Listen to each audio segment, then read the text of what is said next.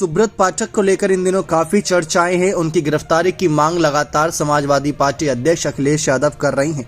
जी हां, इसके पीछे की मुख्य वजह बताते हैं। दरअसल कभी समाजवादी पार्टी का गढ़ कहे जाने वाली कन्नौज सीट पर 2019 के लोकसभा चुनाव में डिंपल यादव को हराकर कमल खिलाने वाले सुब्रत पाठक चर्चाओं का विषय है। सुब्रत समेत 10 नामजद और 42 अज्ञात लोगों के खिलाफ यूपी पुलिस ने गंभीर धाराओं में केस दर्ज कर लिया है। उन पर अपहरण के आरोपितों की गिरफ्तारी के विरोध में शुक्रवार रात कन्नौज की मंडी पुलिस चौकी पर हमला बोलने का आरोप है कि इन लोगों ने आरोपितों को छुड़ाने के लिए बवाल किया, पुलिस कर्मियों से मारपीट की और चौकी इंचार्ज की वर्दी फाड़ डाली। सुब्रत के खिलाफ केस दर्ज होते अखिलेश यादव ने ट्वीट कर भाजपा पर तंज कसा।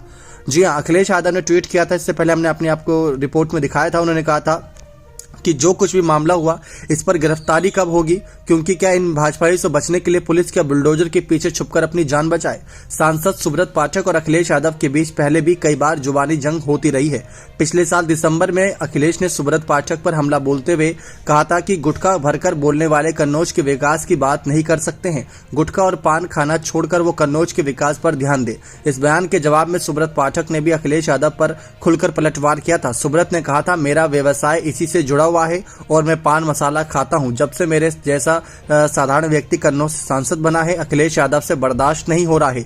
उन्हें पता होना चाहिए कि मैं उनसे डरता हूं, ना दबता हूं।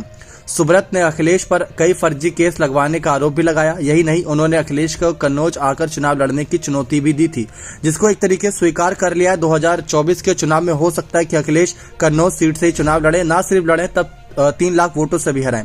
दरअसल 43 वर्षीय सुब्रत पाठक भारतीय जनता युवा मोर्चा के अध्यक्ष रहे। इसके बाद बीजेपी के यूपी संगठन में वे प्रदेश महासचिव बनाए गए। सुब्रत ने 2009 के चुनाव में अखिलेश यादव के सामने ताल ठोकी थी, लेकिन हार गए थे।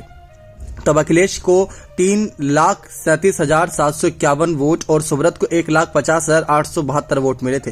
भाजपा ने उन्हें 2014 के चुनाव में भी कन्नौज से उम्मीदवार बनाया था, लेकिन उस चुनाव में डिंपल यादव से चुनाव हार गए थे। हालांकि उन्होंने डिंपल को कड़ी टक्कर दी थी।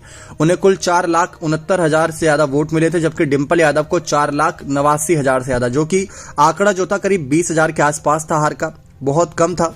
2019 के चुनाव में सुब्रत एक बार फिर डिंपल यादव के खिलाफ बीजेपी उम्मीदवार बने। इस बार उन्होंने यहां पर 12,000 से ज्यादा वोटों से जीत हासिल करी। सुब्रत के जरिए बीजेपी समाजवादी पार्टी का ये गढ़ भेदने में कामयाब हो गई। इस चुनाव में सुब्रत पाठक को 5,63,087 वोट मिले, जबकि सपा बसपा गठबंधन सीट थी ये, तो यहां पर से डिंपल यादव को 5,50,734 वोट मिले। तो ये बड़ा एक तरीके से जीत माना गया। सुब्रत की अगर बात करें तो इस बारे में सुब्रत पाठक ने इस मामले पर, जो अभी हाल ही में मामला निकला, उस पर अपनी सफाई में कहा कि दरोगा, हाकिम और अन्य पुलिसकर्मी भाजपा कार्यकर्ता समुद्र को पीट रहे थे। महिला कार्यकर्ता के रोकने पर छेड़खानी की और कपड़े फाड़ दिए, रिवॉल्वर दिखा, हाकिम और तरुण ने धमकाया। पीड़िता ने तहरीर दी पर पुलिस की जगह भाजपा के लोगों पर मुकदमा दर्ज कर दिया गया। और अखिलेश यादव पर भी निशाना साधते हुए उन्होंने कहा कि अखिलेश को अपने बारे में भी सोचना चाहिए कि उनके राज में कैसे गुंडागर्दी हुआ करती थी। अतीक जैसे बड़े माफियाओं का नाम उन्होंने गिनाया। तो कभी डिंपल यादव को हराने वाले सुब्रत पाठक की आज गिरफ्तारी और उनके इस्तीफे की मांग लगातार अखिलेश यादव कर रहे हैं। देखते हैं इस मामले पर क्या जानकारी हाथ लगती है। बने रहें चैनल के साथ। बहुत बहुत धन्यवाद।